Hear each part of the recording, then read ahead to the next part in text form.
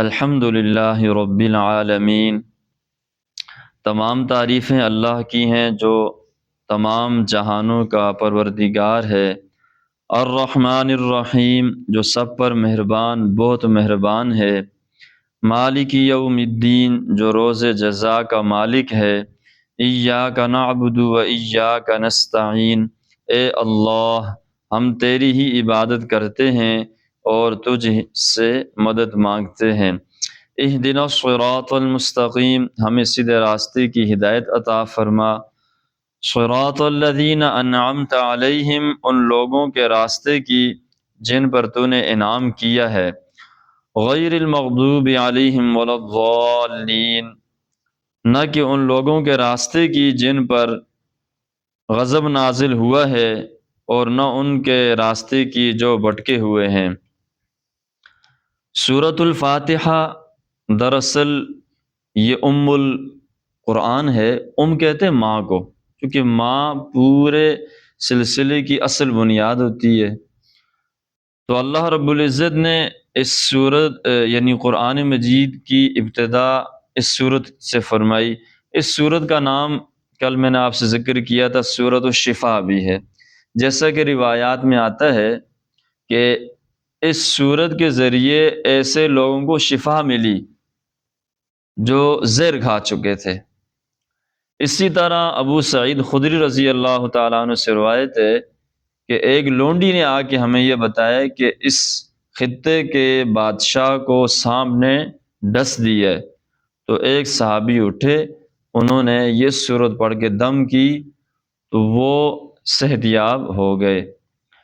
تو اس سورت کو اللہ رب العزت نے بہت بڑا مقام اور مرتبہ عطا فرمایا ہے۔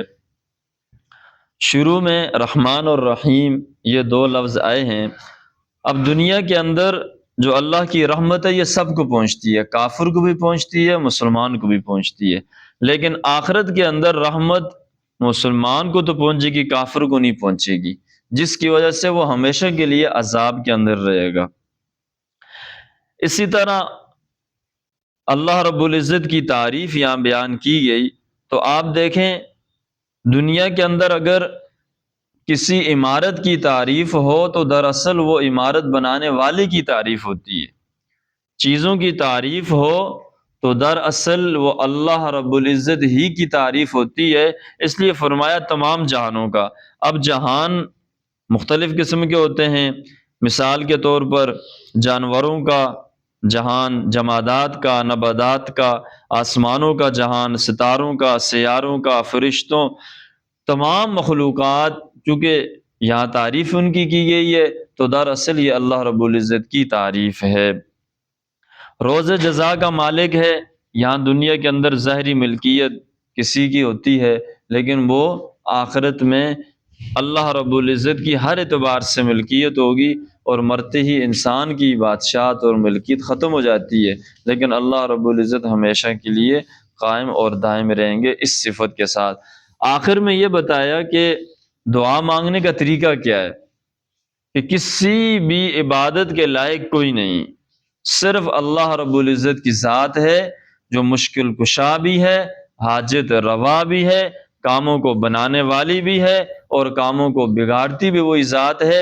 عزت ذلت کا مالک اللہ ہے، اور موت اور حیات زندگی کا مالک اللہ ہے۔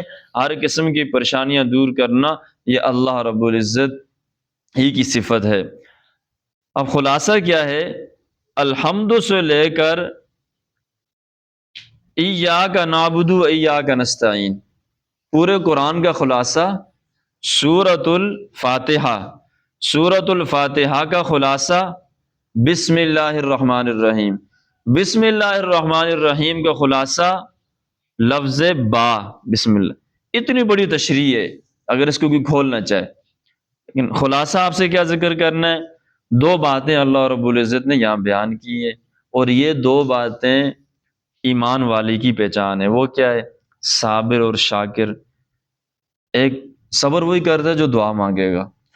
الحمد سے لے کر نستعین تک یہ بتایا گیا کہ اللہ رب العزت کا شکر ادا کرنا۔ الحمد، اب دیکھیں ہر چیز کی شروع میں الحمد، صبح اٹھو تو الحمد، بیت الخلاء میں جاؤ، نکلو، گندگی دور ہو گئی، الحمدللہ الذی احیانا بعد ما اماتنا، یہ تو صبح اٹھنے کی ہے۔ غفرانک الحمدللہ الذی اذھب عنی الاذی وعافانی، اے اللہ آپ نے گندگی دور کر دی، پریشانی دور کر دی۔ سورج دیکھو، سورج آیا ہے، نعمت ہے، الحمدللہ الذی قالنا، یہ میں اشارہ دے رہا ہوں، آپ دیکھیں گے ہر دعا کے شروع میں کیا ہے؟ الحمدللہ۔ تو یہ انسانوں کے اندر یہ بات پیدا کی گئی کہ ہر موقع پر کیا جملہ کہنا ہے؟ الحمدللہ۔ ہر موقع پہ کیا جملہ؟ الحمدللہ۔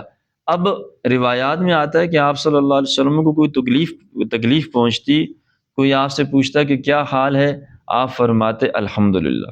تکلیف پہنچی ہے تب بھی فرماتے الحمدللہ، یا فرماتے الحمدللہ علی کل حال۔ اگر اچھا کام ہو جاتا، کام پورا ہو جاتا، تو آپ فرماتے الحمدللہ الذی بنعمتہ تتم الصالحات۔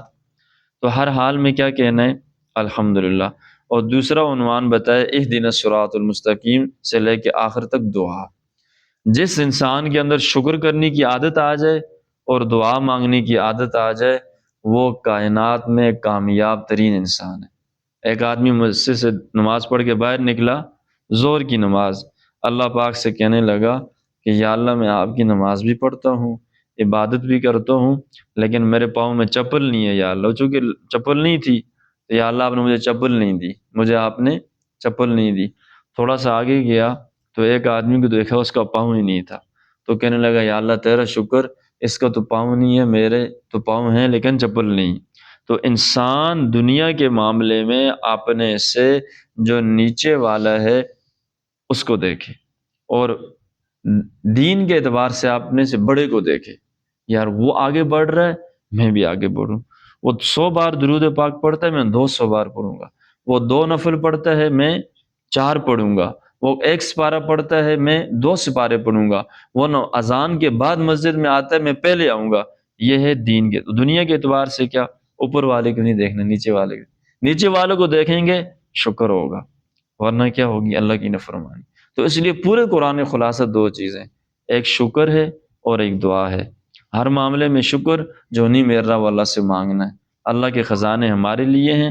سوئی کو سمندر میں ڈالا جائے تو سوئی گیلی ہو جاتی ہے، لیکن سمندر کے اندر کمی تھوڑی بہت آ جاتی ہے، لیکن اللہ کے خزانوں میں اتنی کمی بھی نہیں آتی۔ تو اللہ رب العزت ہمیں عمل کرنے کی توفیق عطا فرمائے۔ وآخر دعوانا الحمدللہ۔